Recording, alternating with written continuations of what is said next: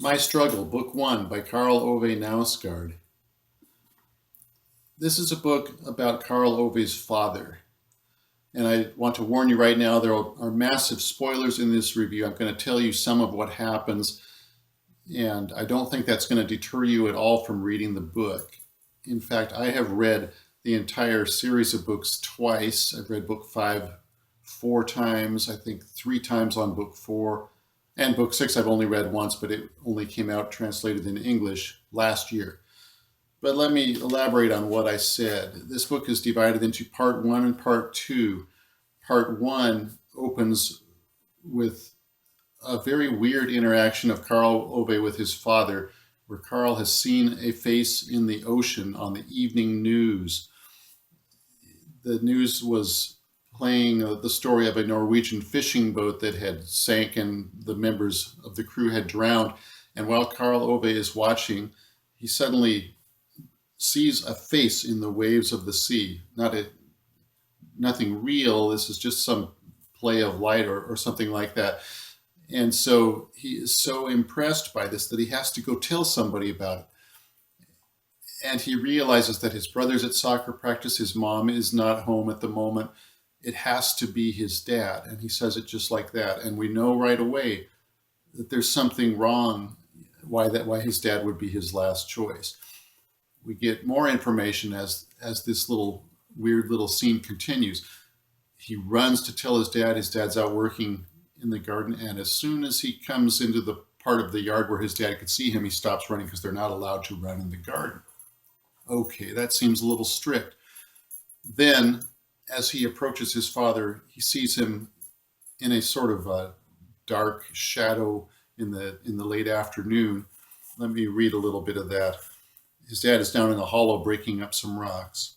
Even though the hollow is only a few meters deep, the black soil he has dug up and is standing on, together with the dense clump of rowan trees growing behind the fence, cause the twilight to deepen. As he straightens up and turns to me, his face is almost completely shrouded in darkness. And then he goes on to say that in spite of this, he is able to discern his father's mood. And the fact that he would even need to care about what his father's mood is, again, tells us something. There's something a little bit ominous already about his father. He continues the description of this little encounter with his dad. He tells him he saw a face in the sea. A diver, Dad says. He knows I'm interested in divers. Then he goes on. It wasn't a person. It was something I saw in the sea. Something you saw, eh? He says, taking the packet of cigarettes from his breast pocket. I nod and turn to go. Wait a minute, he says. He strikes a match and bends his head forward to light the cigarette. The match carves out a small grotto of light in the gray dusk. This is exquisite description. The whole scene is maybe a page long, a little bit more. Every little detail, every nuance of the light, the surroundings, the bicycle that goes by on the road nearby that he hears. And then at the very end, his father says, don't give it another thought. And so he was never able to impress on his dad how exciting this was to him. And then he goes on to try to watch the repeat of the news to see if he can see it again so he can prove to them how great it was. They don't show that scene of the ocean, and so he never gets to do it. And that's the end of that. A fair amount of the rest of part 1 is essentially the beer story, which is sort of famous. 85 pages where Karl Ove and his friend Jan Vidar, who I think is a relative, maybe a cousin.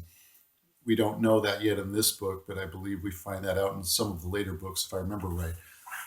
He and his friend Jan Vidar, I think they're around 16, are planning on celebrating New Year's with a lot of beer that they buy a bit in advance, maybe a month or so in advance of the coming New Year, and then they have to hide it for a while. They trade it back and forth between each other's houses and move it around, put it in various places. And in the end, they finally carry it to the New Year's party, which they really don't have a party in particular that they're invited to. They figure if they just hang out with the other kids from their school, maybe they'll get invited. And so for 85 pages, this goes on, and there's other things that happen during that time. Two notable little stories within this beer story are some of Karl's interaction with girls, one of which is with a girl named Susanna, who they start making out almost to the point of consummation. And then within a couple of weeks, he has to break up with her because he had an arrangement with a friend of his in a nearby town that they would each send pictures of the 10 best looking girls in their city. And so one of those 10 for Karl Ove would be the cousin of this girl, Susanna. And he has to figure out a way to ask her for that picture. But of course, she wants to know why he can't tell her, because she's not one of the top 10 best looking.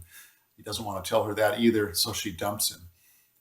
And I thought that was rather humorous and so perfect for somebody that age. It's just the sort of problem you would have when you are so stupid that you don't think of the implications of asking somebody for a picture of their good-looking cousin, your own girlfriend. Another story that I thought was even funnier was the band that Karl Ove is in with a friend of his. They both play guitar. Karl can't hardly play electric guitar. The other guy's fairly good, and they have a drummer and a bass player, and they're going to do cover tunes, maybe 5 tunes at a shopping mall. That's their big gig that they're practicing for weeks and weeks.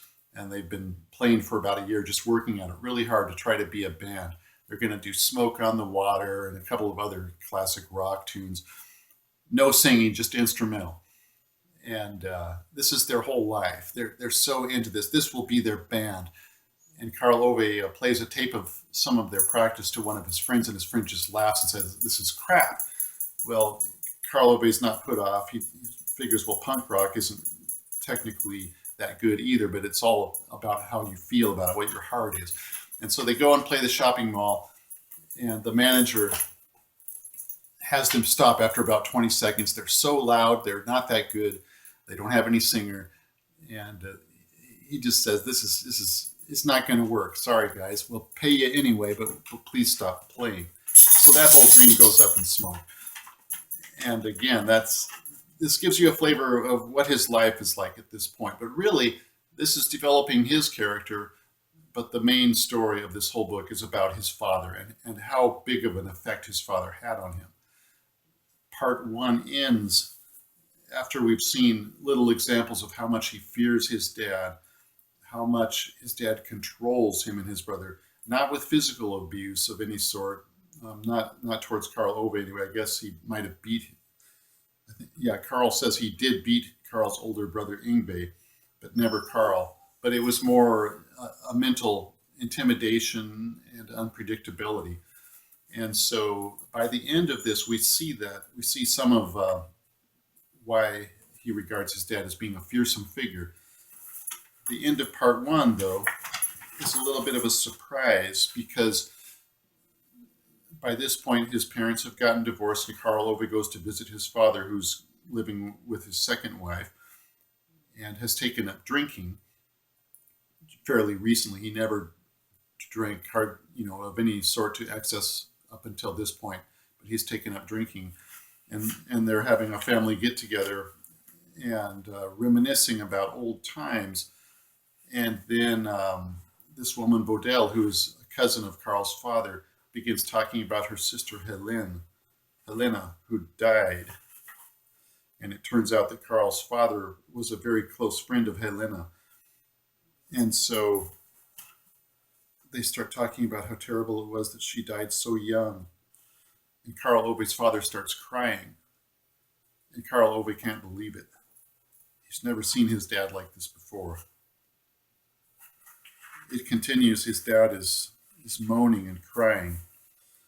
Oh, my father cried, closing his eyes and covering his face with his hands. A gust of wind blew across the yard. The overhanging flaps of the tablecloth fluttered. A napkin went flying across the lawn.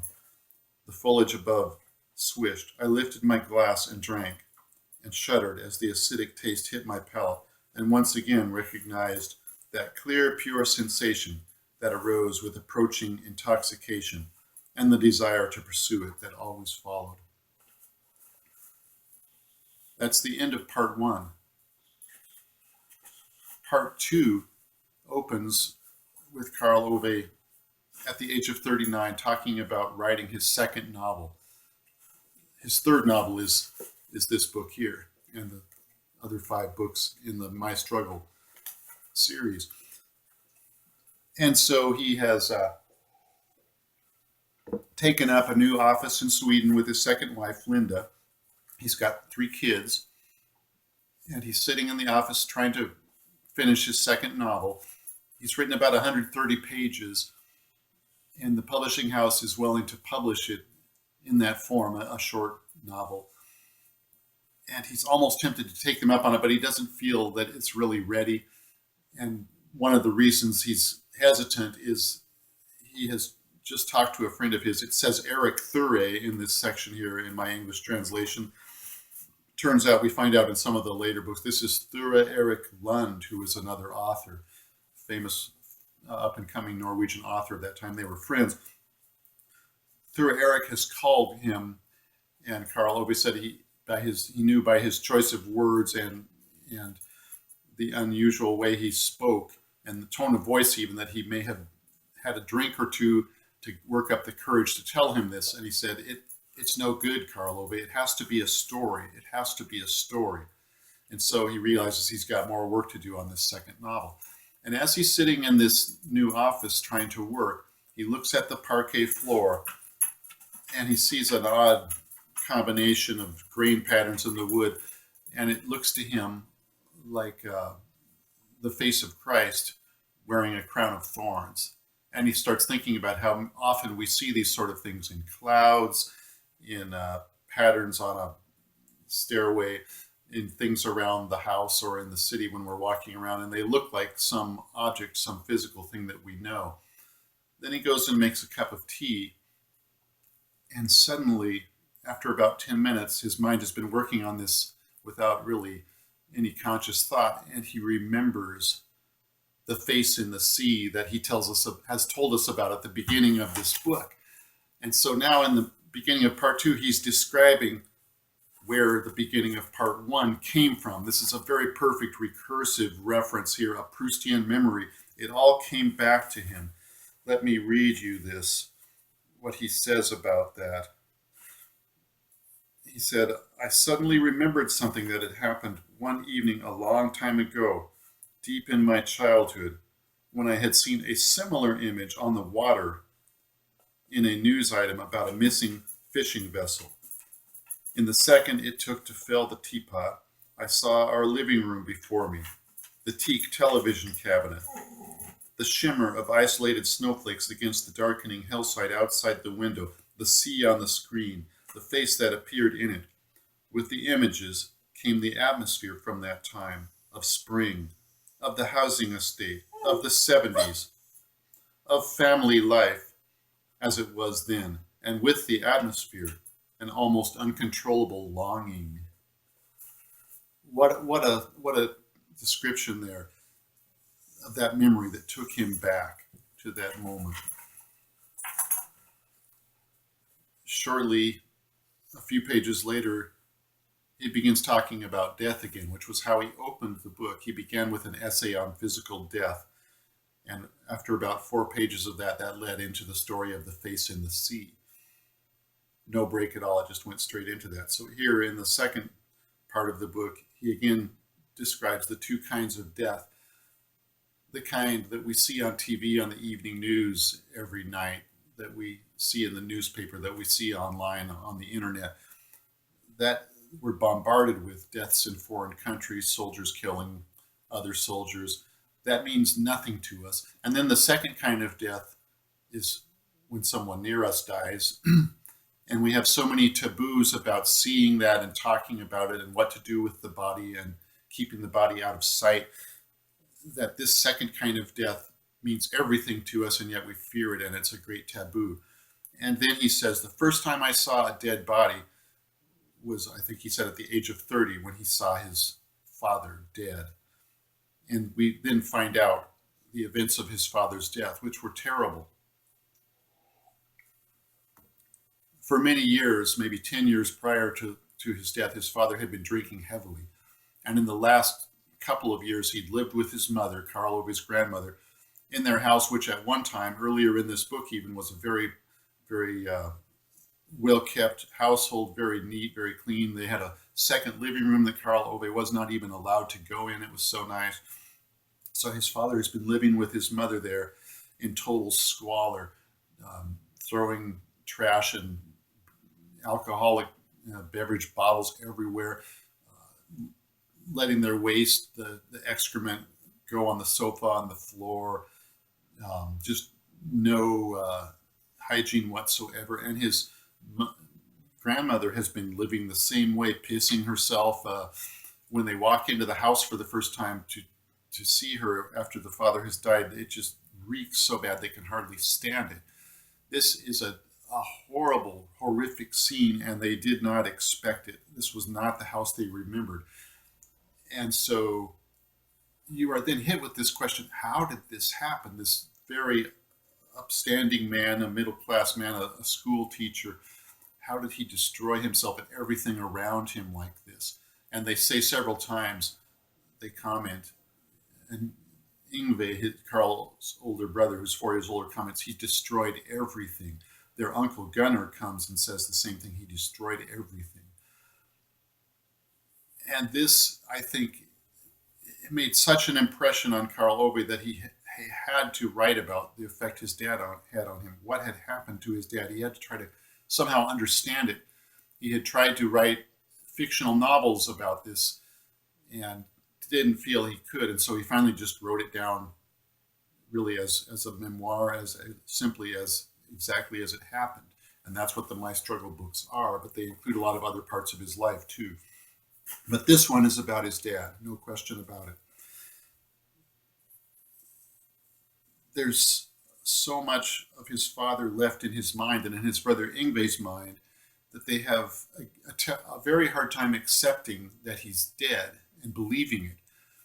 When they go to the house, they talk with the grandmother, and she describes how their father died. He was she heard a sound and went to see him, and there he was dead. And then she describes it differently a little bit later, and they wonder, she's going senile. They wonder if she really had enough of her wits about her to know what happened. She gave them two different descriptions. They start to wonder if their father is really dead. Perhaps he was just dead drunk, and that the people came and took him away to the mortuary because they thought he was dead. They really start to consider this. While they're talking amongst themselves, they hear a door open and footsteps coming up the stairs, and they're certain that it's their father. Yngve and Karl Ove are looking at each other. It's Dad, I know it. Oh shit, oh shit. And then in walks Gunnar, their uncle, and so they realize, oh, it was just Gunnar. But when it was all done and Gunnar did a few things and left, they look at each other and they said, and Yngve says, I was certain that was Dad coming up the stairs.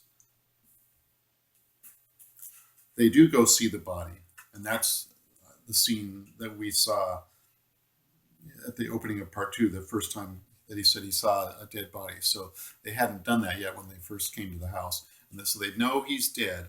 And then they have this interesting scene with their grandmother, who has been asking them, do they ever drink a little before dinner? Do they ever drink a little before going to bed? Just a little nip, And they both say, oh, no, we never do it. Maybe a beer now and then. Now, that's not true. If you read the other books, you don't find it out from this book. You have a couple of teenage drunks that Karl Ove has, but if you read the other books, he had a terrible problem with heavy drinking when he was in college. And Yngve drank a fair amount too, but not like Karl Ove. And so they lie about this. They figure that their grandmother is worried about them.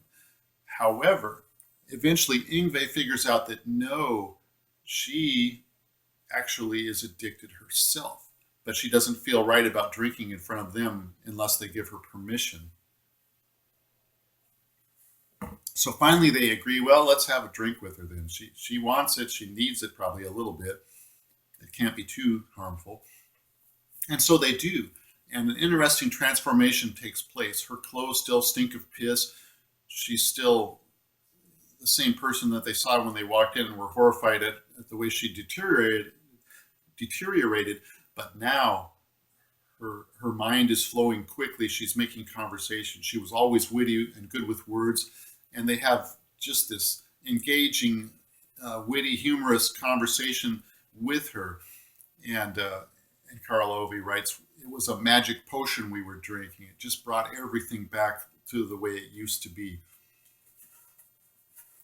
But finally, towards the end of the book, he's going over some manuscripts from his second novel that he needs to send back to the publisher. And he's looking at them and he's seeing that even in that he was writing about his father. And in his first novel, it was about his father. And Yngve had pointed this out. And he recalls the last time he saw his dad before his death, when his dad took him to dinner and they went to a hotel. It turned out they didn't serve alcohol. So his dad insisted, oh, let's go to another place then. They ended up at Hotel Caledonian, which occurs, that place comes up in this book a few times, and I think in some of the other books, Hotel Caledonian. I think one time it actually burns down later on. But, so they had to go somewhere where his dad could drink. And they visit a little bit and finally finish the meal. And Karl Ove realizes his dad has hardly touched his food. He's just been, drinking the wine. And after he leaves, he sees his dad heading to a bar to get more alcohol. And he realizes that his dad has kind of pulled himself together for that hour, for that couple of hours they were together, to try to be his old self. And he somewhat succeeded in talking and visiting as he always had been able to do. He used every power that was within him to bring this back for that little visit with his son. And you have this throughout the book, examples of the good side of his father. In spite of his failings, in spite of his fearsomeness, he did love his son, and sometimes that showed. But Karl Ove, the damage was done so much at an early age that he just could not ever want to be with his father, and he was actually glad when he was dead. But of course, then he's crying too the whole time. So that's not totally true. It's a very, very mixed thing. At the very end, as he's reading the manuscript and going over the galleys, he falls asleep, and then he wakes about 2 a.m. suddenly. And he's got this idea, maybe from his dreaming, that his father is back, not as a ghost, but really physically back in the house there. He hears a sound and he goes to look, and he sees his grandmother. She's walking in her sleep. And she walks out into the living room. He observes her for a little bit, and then she walks right past him, and her eyes are on him, but she doesn't really see him. So then he goes back to bed. And in the state he's in, his mind has gone to the place where he thinks his dad is everywhere. He said death is everywhere. Death was in everything around him. And he began to imagine that his dad was in the closet between his grandmother's dresses. So he searches through everyone to make sure this isn't true. And he tries to sleep, but he can't get the picture of his dad out of his mind. And he finally manages to sleep. And he talks about how he's practically haunted during this sleep. Let me read just a few sentences here as he describes this. It was really just gripping and horrific and thrilling at the same time. As he talks about checking the closet and checking through the dresses, he checked the next and the next. Having done that, I went back to bed and continued sleeping. In my dreams, he was sometimes dead, sometimes alive, sometimes in the present, sometimes in the past. It was as if he had completely taken me over, as if he controlled everything inside me. And when at last I awoke, at around 8 o'clock, my initial thought was that it had been a nocturnal visitation, and then that I had to see him again. So he does go and sees the body, and this time he sees the body as a dead body, not as his dad, and he manages to put this behind him. Thank you for listening. If you like this video, please subscribe. It helps my channel, and I appreciate your watching. Karl Ove Knausgaard, My Struggle, Book 1, A Death in the Family.